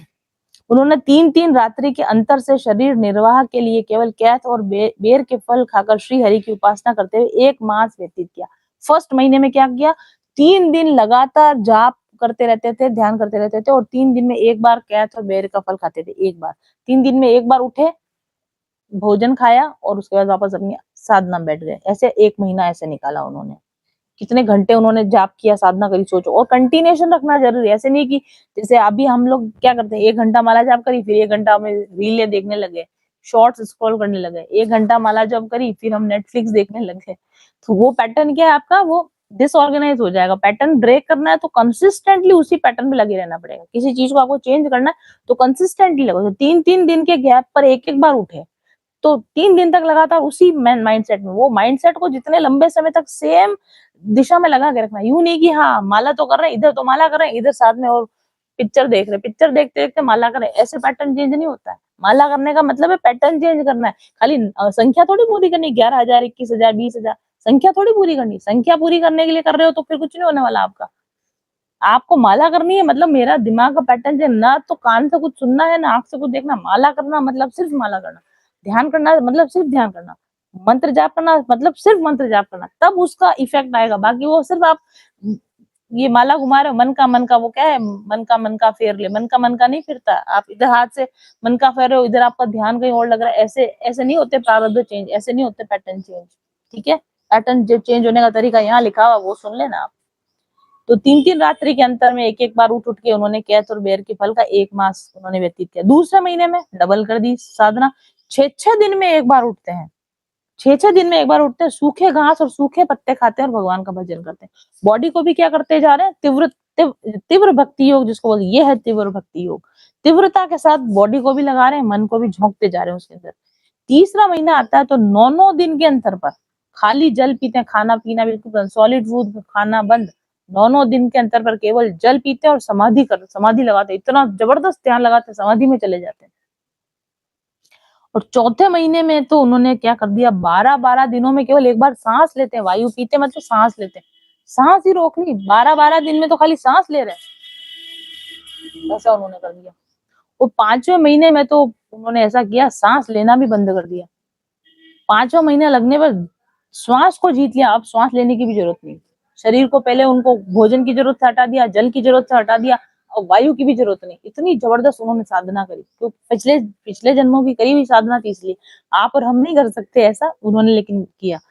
एक पैर पर खड़े हो गए, एक पैर पर खड़े हो गए, निश्चल बिल्कुल बिना हिले डुले, सांस भी नहीं लेते और भगवान का ही वही छवि जो कह रहे हैं ना, बस मन में भगवान की छवि लेके खड़े हो गए। सब सारे, ना तो उनको कान से अब कुछ सुनाई देता है, कोई इंद्रियां उनकी काम करनी बंद कर दी, ना बाहर की कोई आवाज आती है उनको, कुछ नहीं। सब तरफ से अपने मन को खींच लिया और चित्त को कहाँ लगा दिया, पूरा भगवान के फोटो फिट हो गया उनके यहाँ पर, भगवान को ही देखे जा रहे हैं। ठीक है, अब ऐसी जब उन्होंने साधना करी ना, तीनों लोग कांप गए उनकी साधना से और पूरी धरती उनके उसकी तपस्या के बाहर से धरती झुक गई। धरती मतलब डगमगाने लग गई। और इंद्र का उधर, इंद्र तो सबसे पहले डोलता है, इंद्र का सिंहासन गड़बड़ाने लग गया ऊपर से और सारे लोकपाल घबरा गए कि ये क्या हो रहा, कौन ऐसा क्या कर रहा है। सबकी सांसें रुक गई। इस ध्रुव ने क्या सांस रोकी, उनकी सबकी सांसें रुक गई। फिर वो देवता भागे भागे गए भगवान के पास, अरे भगवान, ये ध्रुव तुम्हारा ऐसी तपस्या कर रहा है कि सबकी सांस अटक गई है, ये क्या सांस नहीं ले रहा, हम सबकी सांसें अटक रही, क्या करने वाला है ये बच्चा।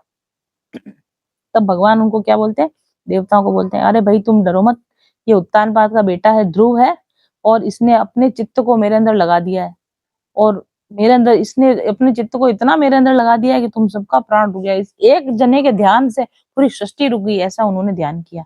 तो बोले कोई बात नहीं, मैं इस बच्चे को इस तप से भी जल्दी निवृत्त कर दूंगा, ऐसा बोलते हैं वो।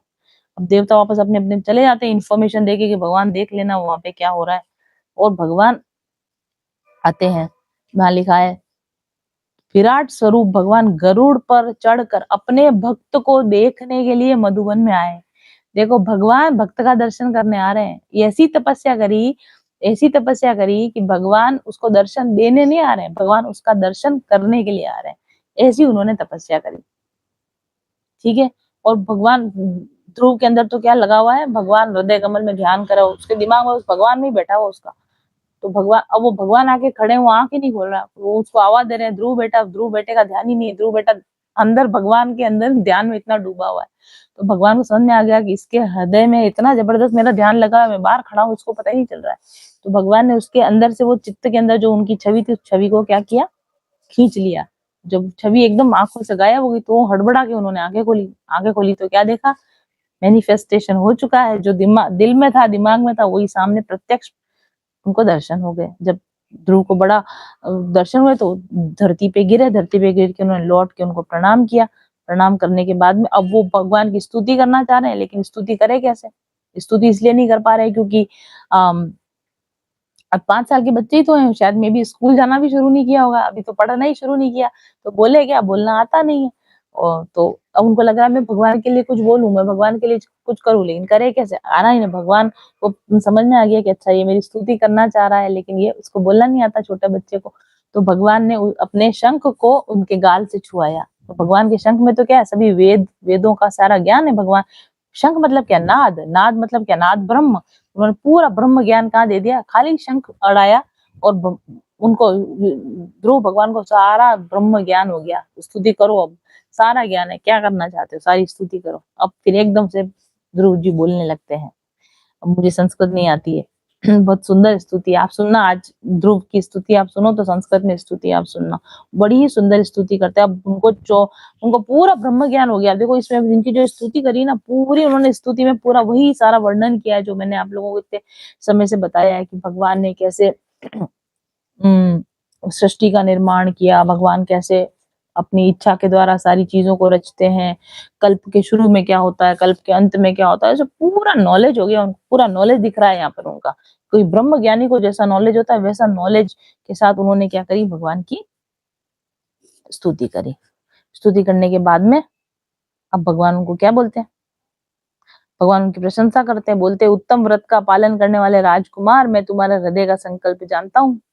तुम किसके लिए आए हो मुझे पता है, तुम राज्य के लिए आए हो, लेकिन यद्यपि उस पद का प्राप्त होना बहुत कठिन है, फिर भी मैं तुम्हें वो देता हूँ, तुम्हारा कल्याण। और ये उस पद की बात नहीं करें, वो राजा के सिंहासन की बात नहीं करें, ये तो भगवान तो उसको अपना ही अब भगवान ने उनको अपना बच्चा मान लिया ना, तो अपने बच्चे को तो अपना सिंहासन देंगे। अब देखो भगवान ने ध्रुव लोक दिया, ध्रुव लोक किसका लोक है, भगवान का खुद का लोक है वो ध्रुव लोक। उसका तो नाम बाद में ध्रुव लोक पड़ा, पहले तो वो भगवान का जो प्रत्येक ब्रह्मांड के अंदर जो भगवान का अपना लोक होता है, वैकुंठ लोक होता है, उसको वो उनका अपना लोक है। तो भगवान ने अपना वो लोक, जिसको अभी ध्रुव लोक बोलते हैं, मैंने आपको उसको बताया था कि ध्रुव लोक के चारों तरफ सप्तऋषि गण और सारा तारा मंडल, नक्षत्र मंडल चक्कर काटता रहता है, और वो अपनी जगह पे अडिग रहता है, अपने एक्सिस पे घूमता, वो हिलता नहीं है, वो किसी के चक्कर नहीं काटता।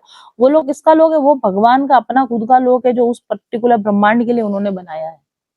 उस लोक को, क्योंकि अब उन्होंने कहा वो क्या मांगना है कि पिता से पिता का सिंहासन मांगने के लिए आया, तो भगवान कह रहे हैं तेरा असली पिता तो मैं ही हूँ, हम सबका असली पिता मैं ही हूँ। अब तो तुझे भगवान उनका उत्तानपाद का क्या सिंहासन मिलेगा, तुझे तो अब मेरा पद मिलेगा। तो भगवान ने उनको अपना वैकुंठ लोक ही दे दिया और उसका नाम ही चेंज कर दिया, नाम ही ध्रुव लोक कर दिया उसका।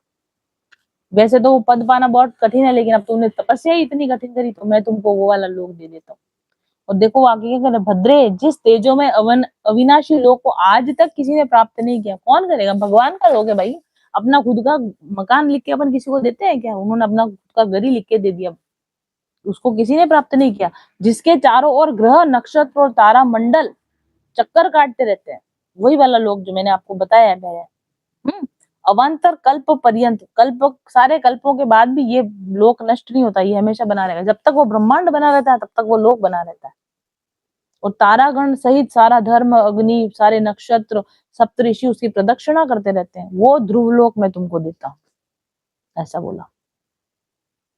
तो देने वाला जब भी देता देता छप्पर फाड़ के, तो भगवान ने उनको क्या दे दिया, छप्पर फाड़ के चीजें दी। और तो और देखो आगे भी दिया है, छप्पर फाड़ के दिया, क्या दिया कि अभी तो देखो, अभी तुम्हारे पिताजी भी राज सिंहासन छोड़ के जाएंगे, जब वो छोड़ के जाएंगे तो उस सिंहासन में भी तुमको बैठना है, और 36,000 साल तक तुमको राज्य करना है। और तो और जब तक तुम यहाँ रहोगे धरती पे, तुम्हारी इंद्रियों की शक्ति जो की त्यों बनी रहेगी, बुढ़े नहीं होगे, ये आंखें कमजोर हो गई 36,000 साल तक कोई दिखाओ क्या है, ऐसा नहीं, तुम्हारी इंद्रियों की शक्ति बनी रहेगी यूं की यूं।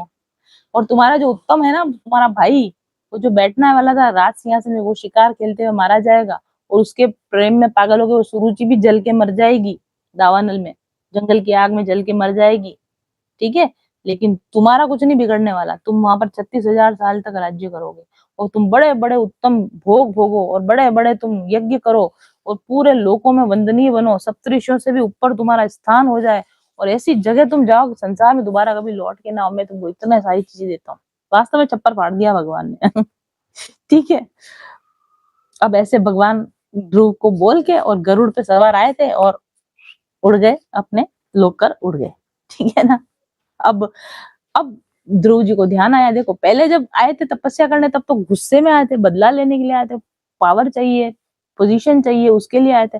लेकिन अभी भगवान ने जब शंख छुआ दिया तो क्या हो गया कि सारे आत्मज्ञान की प्राप्ति हो गई और भगवान के दर्शन होने के बाद तो क्या ही बच जाता, कोई कामना बची नहीं जाती। अब उनको दुख हो रहा है, भगवान चले गए, अब वो बड़े पछता रहे कि अरे यार क्या ही मांग लिया मैंने। मतलब भगवान को, मतलब ऐसा होता है ना कि कोई बड़े लोगों के सामने फिर अपने को लगे कि अरे यार इनके सामने छोटी बात कर दी मैंने, तो ऐसे उनको बाद में बहुत दुख होता है यार भगवान आए और देखो भगवान मुझे क्या देके गए, भगवान क्या सोचते होंगे मेरे बारे में कि इसने तपस्या करी किसके लिए, राज्य पाने के लिए, तपस्या करी किसके लिए, भोग पाने के लिए। ध्रुव को बाद में बड़ा अच्छा नहीं लगा खुद के ऊपर कि क्या मांग लिया, भगवान से कोई मुक्ति मांगता कि भक्ति मांगता, मांगा ही नहीं मैंने कुछ भी।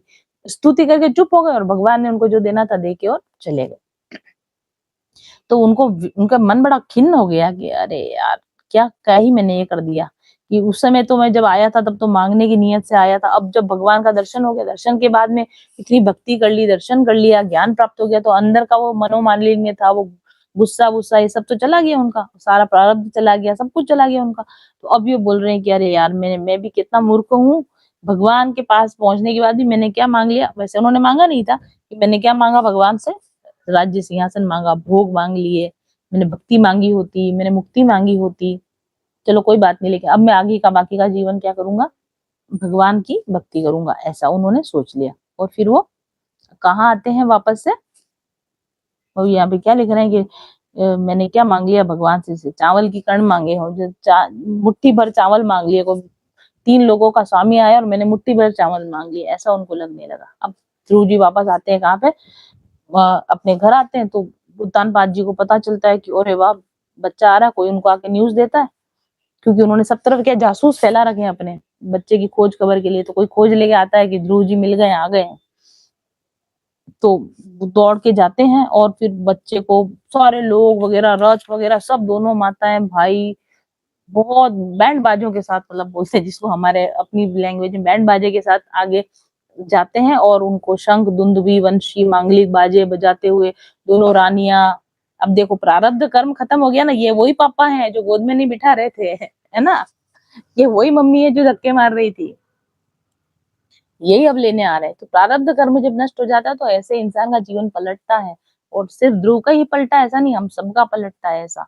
तो फिर भाई साहब क्या ही बोला, अब आगे के सारे पेजेस में तो वो लिखा है कि अब आफ्टर प्रारब्ध कर्म खत्म होने के बाद ध्रुव जी ने क्या आनंद भोगे और क्या भोग भोगे, इसकी पेजेस के पेजेस लिखे हुए हैं इसके अंदर। तो आप भी कर सकते हैं, हम भी कर सकते हैं, हम सब कर सकते हैं। बैठे बैठे वो सुनीति की तरह रोना नहीं है कि मैं तो, मेरा तो भाग्य खराब है, मेरी तो किस्मत ही खराब है, भगवान मेरे को रानी क्या मानेंगे, मुझे तो दासी भी नहीं मानते। देखो रानी माना ना उन्होंने, तो आपको क्या करना पड़ता है, तपस्या करनी पड़ती है, भजन करना पड़ता है, फिर रानी क्या महारानी भी बनाएंगे लोग। ठीक है। तो ये सब आते हैं उनको, और ध्रुव महाराज उत्तानपाद उनको देखते ही रथ से नीचे उतर पड़े, उस बच्चे के लिए दौड़ के उसको अपने गले से लगा लिया और ध्रुव जी के पैरों के अंदर पड़े वो, और जैसे ध्रुव जी के पैरों पर पड़े तो उत्तानपाद के भी सारे के सारे पाप क्या हो गए, नष्ट हो गए। और फिर ठंडे ठंडे आंसुओं से बच्चे को गीला कर दिया, ठंडे ठंडे आंसुओं से, खुशी के आंसू होते हैं ना ठंडे आंसू निकलते हैं, दुख के आंसू होते हैं गरम गरम आंसू निकलते हैं। जो ध्रुव जब रोते रोते गए थे ना तो गरम गरम आंसुओं से रोते रोते घर से गए थे, लेकिन आज जब उनको गीला किया जा रहा है, कौन से आंसुओं से गीला किया जा रहा है, ठंडे ठंडे आंसुओं से गीला किया, पूरा गेम ही पलट गया, पूरा गेम ही पलट गया। ठीक है। और फिर जितने भी समाज के लोग थे, मतलब जो बड़े बड़े पोस्ट के ऊपर सब लोग थे, सब लोग उनको सम्मानित कर रहे हैं, दोनों माताएं उनको प्रणाम कर रही हैं। ठीक है, सब उनको प्रेम कर रहे हैं। वो पूरे मतलब उनका यश फैल गया कि ध्रुव जी ऐसी तपस्या करके आए। वो पूरे शहर के अंदर मतलब उनके पूरे राज्य के अंदर ध्रुव जी की इतनी जय जयकार होने लगी है, सारा कुछ होने लगा। और ध्रुव जी के वेलकम के लिए पूरा इसमें लिखा हुआ है, ध्रुव जी का बहुत जबरदस्त वेलकम हुआ। नगरों के चौक चंदन का छिड़काव किया गया, मांगलिक उपहार सामग्रियां रखी गई, पूरे राजमार्गों को सजाया गया, पूरे महलों को सजाया गया। वो मनोहर गीत गाते हुए औरतें आगे आगे चल रही है, हथिनी के ऊपर उनको चढ़ाया हुआ है। मतलब बहुत बड़ा उनका क्या बोलते हैं, शोभा यात्रा निकली, जुलूस निकला उनका बहुत बड़ा। और फिर वो अपने पिताजी का बहुत लाड प्यार पाते हुए, बहुत सुख भोगते हुए, बहुत आनंद पूर्वक कैसे रहने लगे, जैसे स्वर्ग में देवता लोग रहते हैं। ये वही ध्रुव है जो कि मतलब जैसे एक बच्चा चॉकलेट पाने के लिए भी जिस बच्चे को रोना पड़ रहा हो, वो बच्चा आज क्या है, ऐसा स्वर्ग में देवता रहते हैं वैसा वो बच्चा रहने लग गया। किसके प्रभाव से? भक्ति के प्रभाव से। ठीक है। और फिर जब ध्रुव बड़े हो गए, थोड़े बड़े हो गए, तो फिर उनको उनकी मैरिज कर दी गई और उनको राजा बनाया गया, ध्रुव को राजा बनाया गया। और फिर उत्तानपाद जो थे वो तो कहाँ चले गए, चले गए अपने वन को चले गए। और ध्रुव जी की फिर बाद में शादियां हुई। अब ध्रुव जी की शादियां हुई और उसके बाद में क्या हुआ, थोड़ा सा उसका बाकी रह गया, वो जो हिस्सा है वो अभी हम कल की कथा में हम लेने की कोशिश करेंगे। तो यहाँ थोड़ा सा बता देती हूँ। जब तो ध्रुव ने प्रजापति शिशुमार की पुत्री भ्रमी के साथ विवाह किया। एक तो भ्रमी नाम की उनकी वाइफ थी और उनके कल्प और वत्सर नाम के 2 पुत्र हुए। और दूसरी उनकी ध्रुव की दूसरी पत्नी का नाम था वायुपुत्र ईला थी और उनके उत्कल नाम के पुत्र हुए और साथ में एक कन्या भी हुई। और वो जो उत्तम था वो एक बार शिकार खेलने गया, यक्षों के साथ लड़ाई होगी, यक्षों ने उस उत्तम को मार डाला। और यक्षों के खोज में जंगल के अंदर जब उनकी माता गई, जंगल में आग लग गई, तो वो जो सुरुचि थी वो भी जल के मर गई। तो उनका तो वहीं पर परलोक सिधार गए दोनों जने। और ध्रुव जी को जब पता चला कि भाई मर गया है, तो वो यक्षों के देश में जाकर उन्होंने यक्षों से लड़ाई करी। थोड़ा सा ही पोर्शन बचा है जो हम कल ले लेंगे। और फिर कल के ध्रुव जी का ये खत्म हो जाएगा जब, तो फिर उसके बाद में हम आगे चतुर्थ स्कंद में ही कथा आती है, महाराज पृथु और वेन की कथा आती है। बहुत सुंदर कथा है, वो भी बहुत ही सुंदर कथा है। पृथु, भगवान महाराज पृथु जिनके नाम से ही पृथ्वी कहा जाता है, धरती को पृथ्वी कहा जाता है। तो ऐसे महाराज जिनके नाम पे पृथ्वी का नामकरण हो गया, तो ऐसे महाराज की कथा तो हमको डेफिनेटली सुननी ही चाहिए। तो हम सुनेंगे ही, कल सुनेंगे वो कथा को। और आज तो हम प्रभु का नाम लेकर वो ध्रुव महाराज को जाने देते हैं। लड़ाई की तैयारी करने में टाइम लगता है ना, यक्षों के साथ लड़ना है तो 24 घंटे का टाइम देते हैं। कल लड़ाई करवाएंगे उनकी यक्षों के साथ में। हाँ जी। और तब तक हम ठाकुर जी का नाम लेते हैं।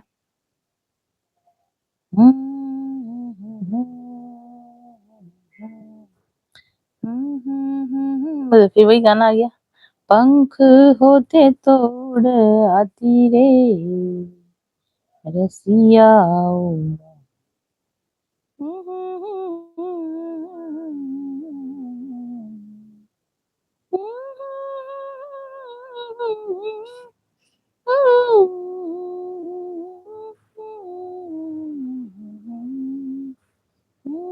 तो भगवान के दर्शन कर लिए, हम दर्शन से रिलेटेड ये गाना गाते हैं, हरि दर्शन की प्यासी आँखियां, हरि दर्शन की प्यासी।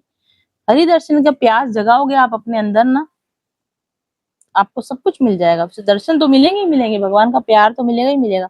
लेकिन जो भगवान का प्यार मिल जाएगा, भगवान के दर्शन मिल जाएंगे, साथ में जितनी मनोकामना होगी ना आपकी, वो इच्छाएं भी पूरी हो जाएंगी सारी की सारी। इसलिए भक्ति में अपना मन लगाओ, इधर उधर मत मत लगाओ यार।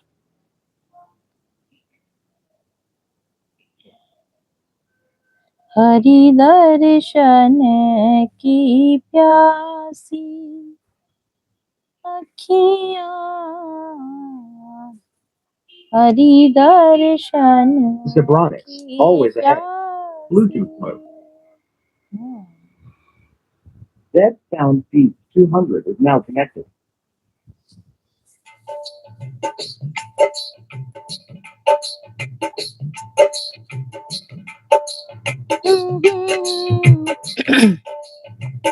हरि दर्शन की प्यासी अखियां, हरि दर्शन की प्यासी अखियां, हरि दर्शन की प्यासी अखियाँ, हरि दर्शन की प्यासी।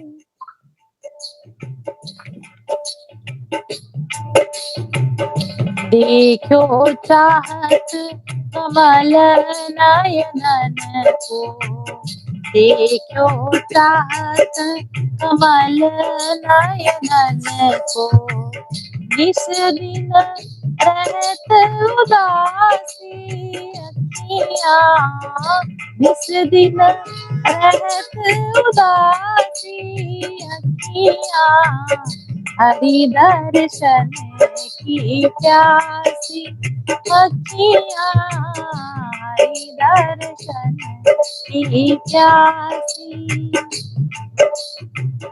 केसर तिलक मोतिन की माला, केसर तिलक मोतिन की माला, वृंदावन के वासी,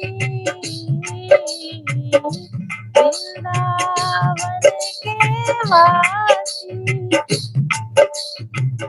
नेह लगाए त्याग गए तन मन, नेह लगाए त्याग गए तन मन, डाल गए गल फांसी अखियाँ, डाल गए गल फांसी अखियाँ, हरि दर्शन की प्यासी अखियाँ, हरि दर्शन की प्यासी।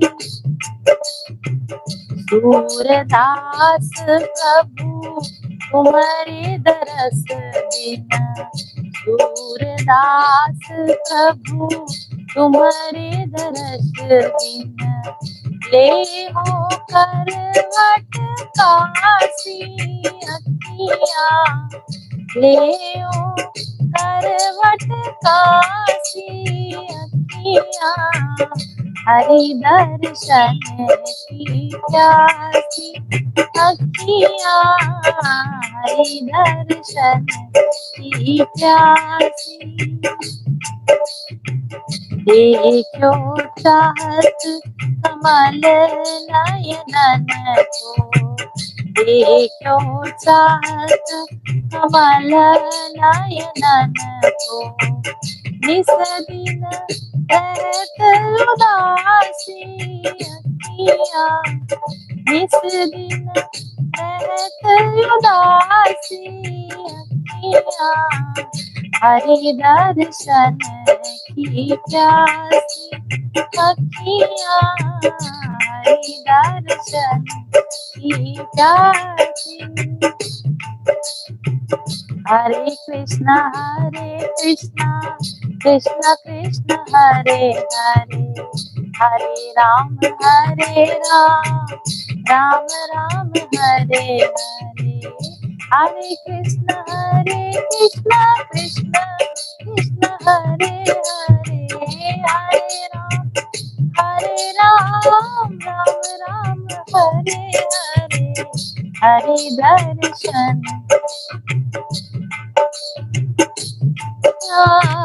हरि दर्शन की प्यासी। हरि बोल हरि बोल, हरि हरि बोल, हरि बोल हरि बोल, हरि हरि बोल।